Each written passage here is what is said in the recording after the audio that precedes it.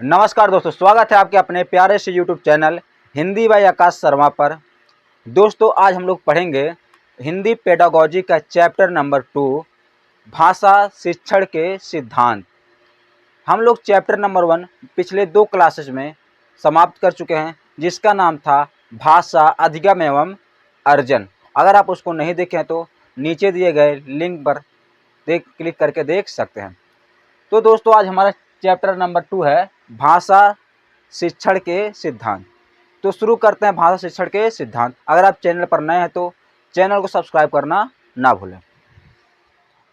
भाषा शिक्षण का सिद्धांत। पहले हम लोग जानते हैं भाषा का अर्थ एवं महत्व। भाषा का अर्थ क्या होता है? जैसे इसमें कहा गया, भाषा वह साधन है जिसके द्वारा हम अपने विचारों को व्यक्त करते हैं। पिछले क्लास में भी हम लोग भाषा के बारे में पढ़े थे। भाषा क्या होता है? अपने हमारे जो विचार होते हैं और हमारे जो भाव होते हैं, उन्हें हम लोग क्या करते हैं? व्यक्त करते हैं। यानी एक दूसरे से हम लोग क्या अपने भावों और विचारों को बताते हैं, या उनके भाव और विचारों को हम लोग सुनते हैं। किसके माध्यम से? भाषा के माध्यम से। बिना भाषा के हम उनके ना विचारों को सुन सकते हैं और ना ही अपने भावों और विचारों को किसी को बता सकते हैं। तो वही कह रहा है कि भाषा वह साधन है जिसके द्वारा हम अपने विचारों को व्यक्त करते हैं। क्या करते हैं? अपने विचारों को व्यक्त करते हैं। और उसके लिए वाचिक ध्वनियाँ, यानी कि वर्बल साउंड, यानी कि वाचिक यानी कि वाचना, यानी कि बोलना। क्या बोलना? नहीं, साउंड वाले ध्वनियाँ। बोलना क्या होता है? वाचिक साउंड का उपयोग करते हैं। यानी कि अपने भावों और विचारों को किस लिए व्यक्त करने के लिए वाचिक साउंड का इस्तेमाल करते हैं।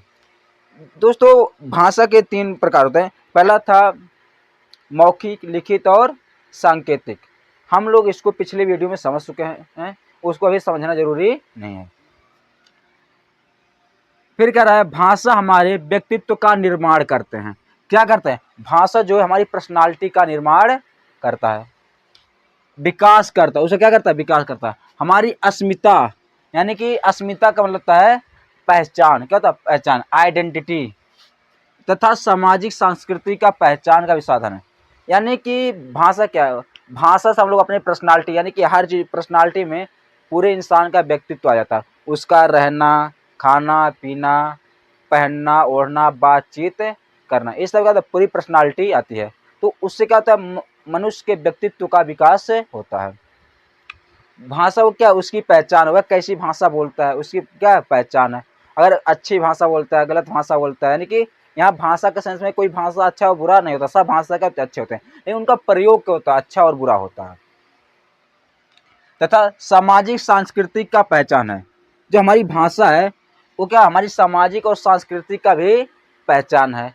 जैसे हम लोग हिंदी बोलते हैं, हम लोग अलग संस्कृति में रहते हैं। हमारी संस्कृति अलग है, इंग्लिश वालों की संस्कृति अलग है।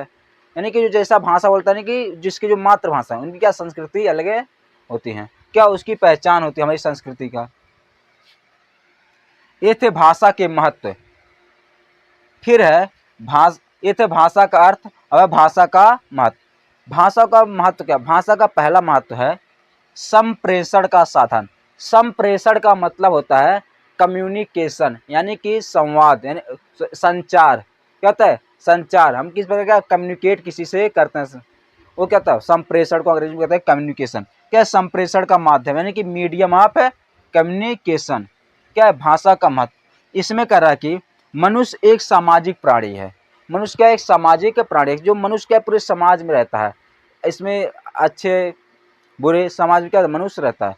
और मनुष्य पूरे समाज में सामाजिक प्राणी होने के नाते किसी न किसी तरह से ये हर किसी मतलब किसी न किसी तरह से एक दूसरे मनुष्य पर क्या है?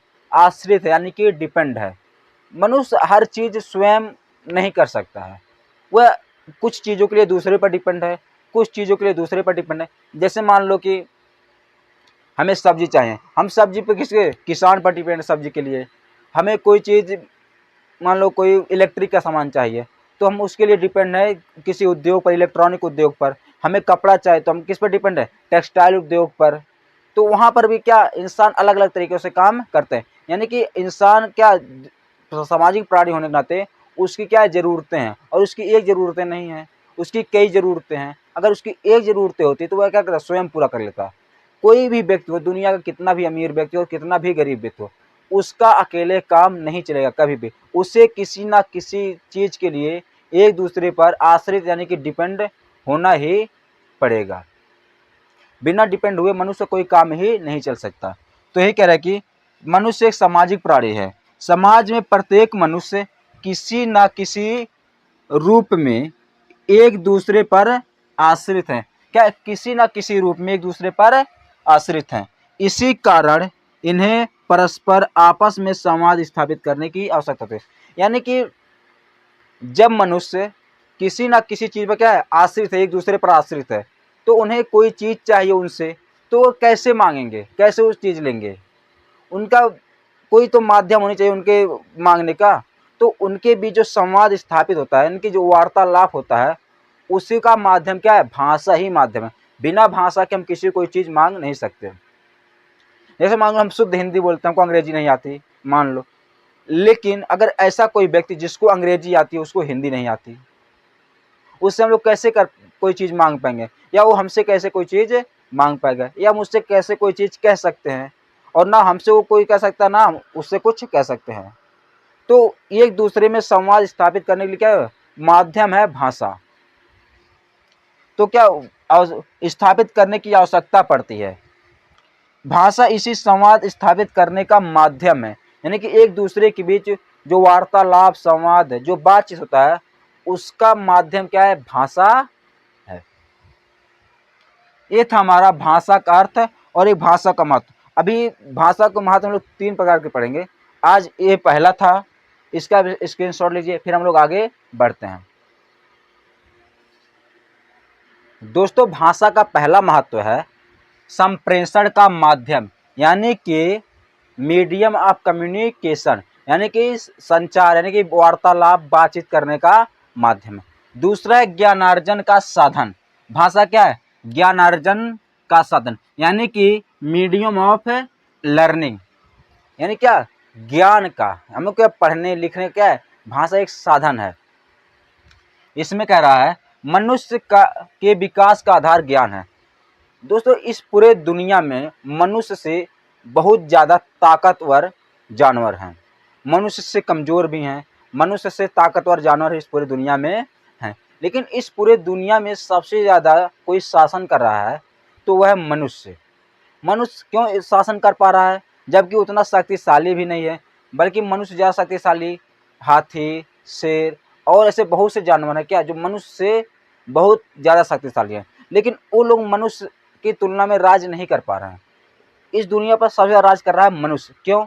क्योंकि मनुष्य के पास क्या है, ज्ञान है, उसके पास बुद्धि है, उसके पास विवेक है, इसलिए मनुष्य क्या कर पा रहा है, इस पूरी दुनिया पर राज कर पा रहा है। वही कह रहे हैं कि मनुष्य के विकास का आधार ज्ञान है और भाषा ज्ञानार्जन का साधन है। यानी कि कोई भी व्यक्ति बिना भाषा के ज्ञान प्राप्त नहीं कर सकता, ना पढ़ सकता है और ना ही लिख सकता है।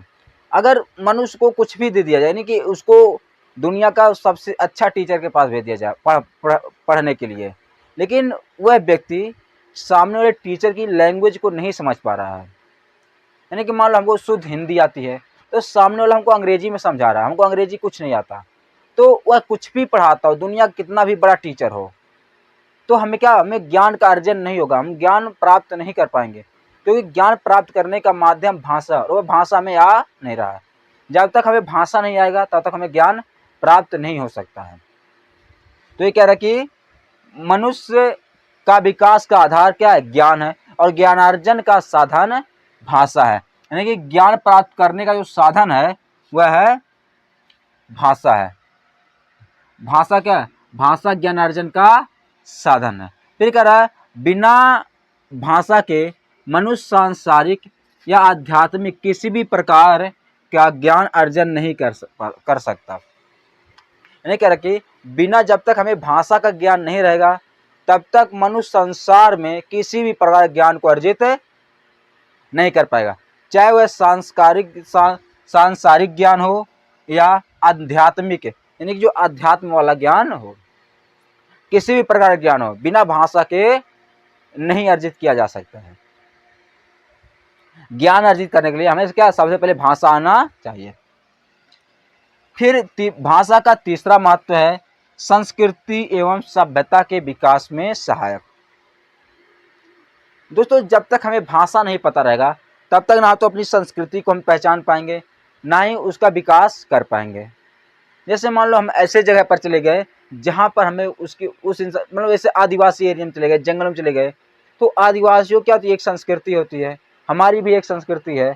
लेकिन हम अगर आदिवासियों की भाषा नहीं समझ पा रहे हैं तो वो लोग क्या उनकी संस्कृति है, क्या कर रहे हैं, कैसे, क्या उनकी अपनी परंपराएं क्या हैं, क्या उनके रिचुअल्स हैं, क्या उनके त्यौहार हैं, तो जब तक हम उनकी भाषा को नहीं समझेंगे तब तक हम उनके किसी भी संस्कृति को समझ नहीं सकते हैं और ना ही विकास करते हैं। वैसे सेम है कि जब तक हम क्या भाषा हमें नहीं आएगा अपनी भाषा तब तक हम अपनी संस्कृति का विकास नहीं कर सकते। क्या करें कि विभिन्न प्रांतों की परंपराओं यानी कि क्या करें भाषा के माध्यम से विभिन्न व्यक्ति भिन्न भिन्न प्रांतों यानी स्टेट्स या देश की परंपराओं क्या जो उनके परंपराएं हैं उनके रीति रिवाज से परिचित होता है।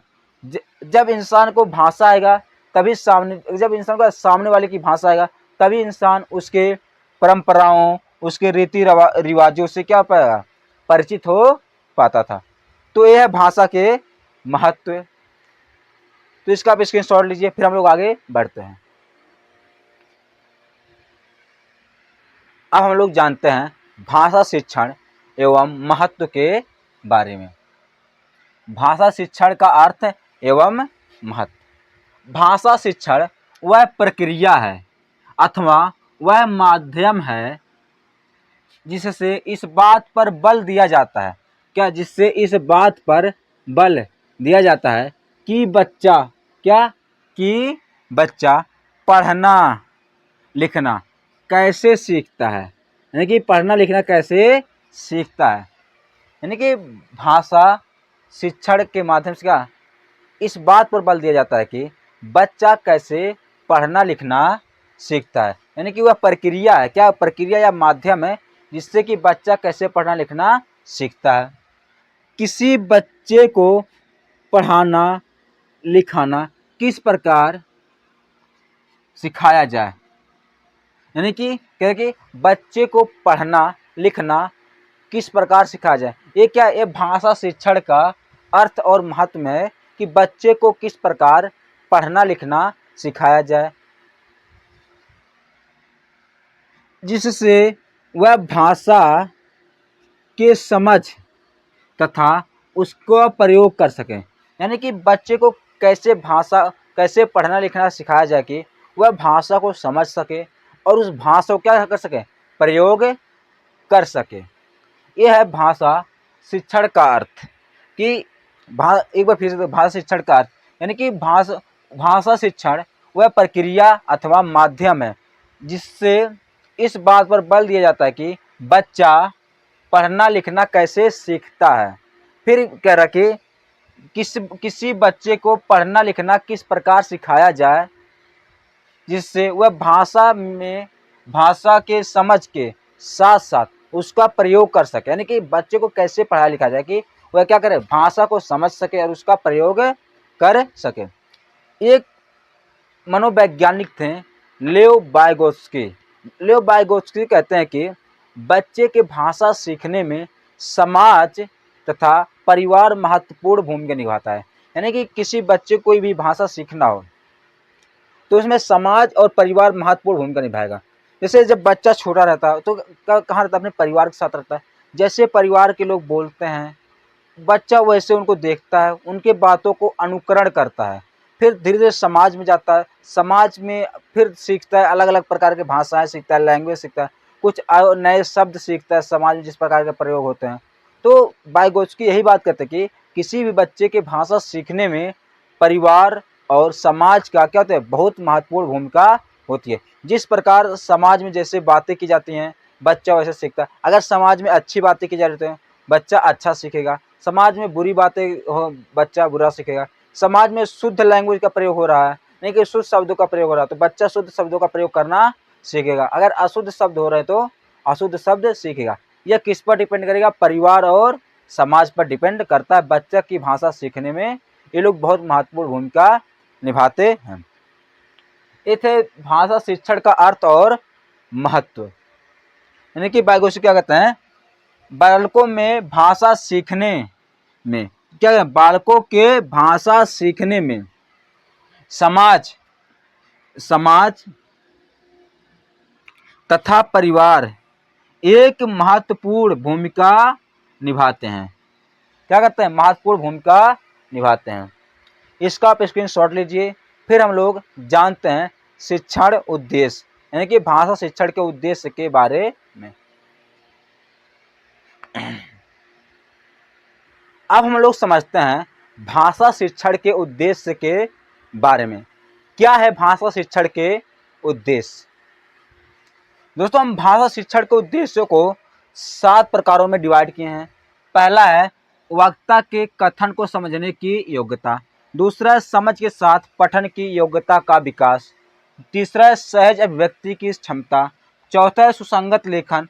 पांचवा विभिन्न विषयों की भाषा को समझने की योग्यता का विकास। छठा है भाषा कौशल का वैज्ञानिक अध्ययन। और सातवां सृजनात्मकता का विकास। अब हम इनको एक एक करके समझते हैं, इनका क्या मतलब होता है। पहला है वक्ता के कथनों को समझने की योग्यता, यानी कि जैसे कोई व्यक्ति क्या बोल रहा है तो उससे हमें समझने के लिए भाषा आना चाहिए। यानी कोई कह रहा है कि वक्ता के कथनों, यानी कि वक्ता मतलब होता है बोलने वाला।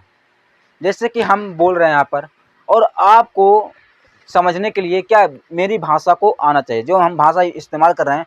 अब मेरी बातों को समझने के लिए आपको भाषा वह आनी चाहिए। तो यही कह रहे हैं कि वक्ता के कथन को समझने की योग्यता। भाषा क्या पैदा करता है, भाषा हमें देता है वक्ता के कथन, यानी कि बोलने वाले के बातों और विचारों को हम समझ सकें। भाषा का पहला उद्देश्य यह है कि हम बोलने वाले के बातों और विचारों को समझ सकें। ये था भाषा का पहला उद्देश्य। दूसरा है समझ के साथ पठन की योग्यता का विकास, यानी कि मेरी भाषा को क्या कर रहे, वह समझ सके, और अगर कहीं लिखा हुआ है वह भाषा तो उसे समझ कर क्या करे, पढ़ सके। ऐसा भी होता है कि इंसान तो पढ़ लेता है लेकिन समझ है नहीं पाता, तो भाषा क्या करता है, उसको पढ़ने की भी योग्यता होनी चाहिए भाषा के अनुसार, और उसको समझे भी। भाषा का दूसरा उद्देश्य है कि बच्चा जो है वह उसको पढ़ सके और उसको समझ सके। ये चीज़ क्या करता है, विकसित करता है भाषा। जैसे बहुत से लोग हैं अंग्रेजी को पढ़ लेते हैं लेकिन उसको समझ है नहीं पाते क्या लिखा है, इसका अर्थ क्या होगा। तो भाषा क्या काम करता है, वही काम करता है कि उसको इंसान पढ़ भी ले और उसको समझ भी ले। ऐसे बहुत से लोग एकदम जो शुद्ध हिंदी होती है उसको पढ़ लेते हैं लेकिन उसके अर्थों को, जैसे कबीरदास जी जो दोहे लिखे हैं, बिहारी जी जो दोहे लिखे हैं, या सूरदास जी जो अपने रचनाओं में लिखे, तो इन सब चीज़ों को पढ़ना और उनको समझना, ये क्या है, भाषा का उद्देश्य है। फिर तीसरा उद्देश्य है भाषा का सहज अभिव्यक्ति की क्षमता, यानी अभिव्यक्ति का मतलब होता है कि एक्सप्रेस करना, अपने विचारों को प्रदान करना। जैसे कि कहते हैं कि इंसान का एक सहज होना चाहिए, यानी कि इंसान के पास एक अपनी भाषा को व्यक्त यानी कि प्रस्तुत करने के लिए उसमें सहजता होनी चाहिए कि ऐसे तरीके से अपनी भाषा को बोले और यानी कि अपनी बातों को प्रस्तुत करे सामने वाले के सामने, कि सामने वाला क्या कर सके, उसको समझ सके। और कब कौन सी भाषा अब और कब कौन सा बात बोलना है, यानी कि अपने पूरे संप्रेषणात्मक जो कौशल है, यानी कि कम्युनिकेशन स्किल का क्या कर सके, अच्छे से इस्तेमाल कर सके। इंसान में भाषा यह विकसित करता है कि वह अच्छे से किन परिस्थितियों में कौन सी भाषा, यानी किन परिस्थितियों में कौन सी बात बोलेगा। जैसे आचार्य चाणक्य थे, वह किसी भी व्यक्ति को अपने बातों के जाल में क्या करते थे, फंसा लेते थे, और सामने वाला व्यक्ति उनके जो बात थी उनके बातों में फंस जाता था।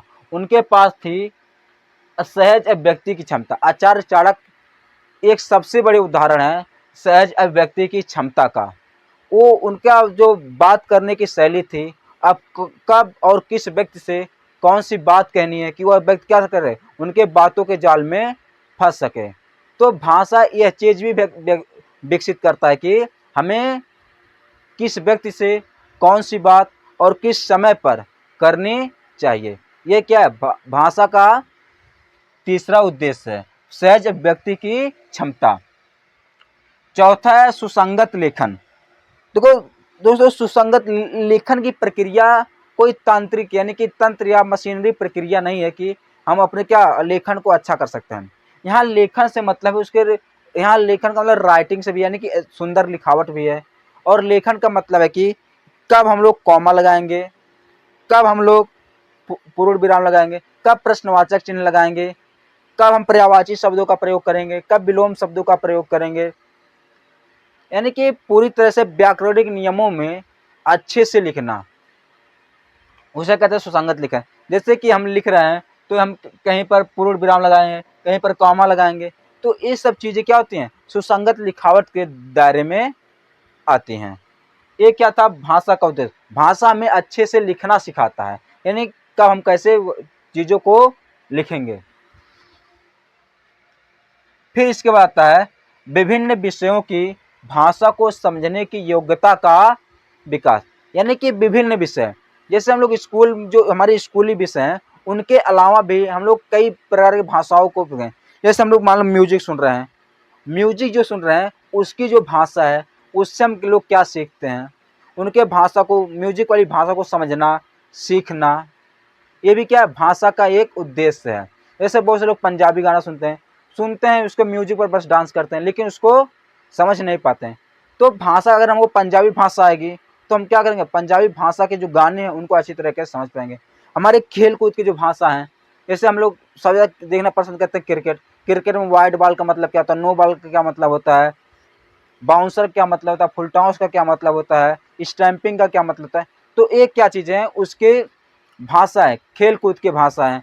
कबड्डी में होता है, फाउल होता है, अलग अलग प्रकार की खेल कूद में भाषाओं का प्रयोग किया जाता है।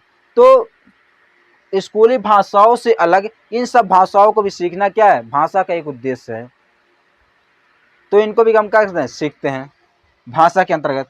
फिर आता है चौथा, पांचवा छठा है भाषा का वैज्ञानिक अध्ययन। क्या है, भाषा का वैज्ञानिक अध्ययन। दोस्तों, जैसे क्लासरूम में कोई शिक्षक है, अगर आप लोग शिक्षक बनेंगे तो उसमें जब क्लासरूम में जब भाषा का क्लासरूम रहेगा तो टीचर क्या करता है, कई प्रकार के शिक्षण विधियों का प्रयोग करता है बच्चों को पढ़ाने के लिए। तो उन्हीं में क्या था, वैज्ञानिक भाषा, यानी कि हम ऐसे शिक्षण विधि का प्रयोग करें जिससे बच्चा अलग अलग चीज़ों को सीख सके, जिसमें रचनात्मकता पैदा हो, यानी कि एक अलग क्रिएटिव बच्चा बने। ऐसे हम भाषा शैली का क्लास में प्रयोग करेंगे, ऐसा लिखेंगे। यानी कि कोई हम बच्चे को कार्य दे दिए भाषा शैली भाषा में, तो ऐसा दें कि उसके वैज्ञानिक, यानी कि मान लो कोई चीज़ गणना कर ले, आंकड़ों का संकलन कर ले, आंकड़ों का एनालाइज कर ले, यानी आंकड़ों का विश्लेषण कर ले, यानी कि वैज्ञानिक तरीका कि क्या अगर भाषा के साथ साथ वो वैज्ञानिक चीज़ों को भी क्या कर सके, सीख सके। यह भी क्या है, भाषा का उद्देश्य है। और छठा है सृजनात्मकता। सृजनात्मकता का यानी कि बच्चे में निर्माण करनी, रचनात्मकता का क्या विकास कर सकें, यानी कि हमारी भाषाएं ऐसी होनी चाहिए, टीचर और बच्चे के बीच जो संबंध होता है ऐसा होना चाहिए कि वह बच्चा क्या करे, सहज महसूस करे। और जब सहज महसूस करेगा तो टीचर से इंटरेक्ट कर पाएगा। जब टीचर से अच्छे से चीज़ें इंटरेक्ट करेगा, बातचीत करेगा, तो वह हर एक चीज़ों को पूछेगा, उसके अंदर क्यूरियोसिटी रहेगी और वह बच्चा क्या रचनात्मक बनेगा। और रचनात्मक सदा वो क्या सृजनात्मक भी बनता है। यह होता है भाषा शिक्षण का उद्देश्य। आज के क्लास में इतना ही। कल के क्लास में हम लोग चैप्टर नंबर 2 को समाप्त करेंगे। तब तक के लिए बहुत बहुत धन्यवाद। अगर आप चैनल पर नए हैं तो चैनल को सब्सक्राइब करना ना भूलें, क्योंकि जब चैनल को आप सब्सक्राइब करेंगे तभी आपको नए वीडियो का नोटिफिकेशन मिल पाएगा। बहुत बहुत धन्यवाद। जय हिंद, जय भारत।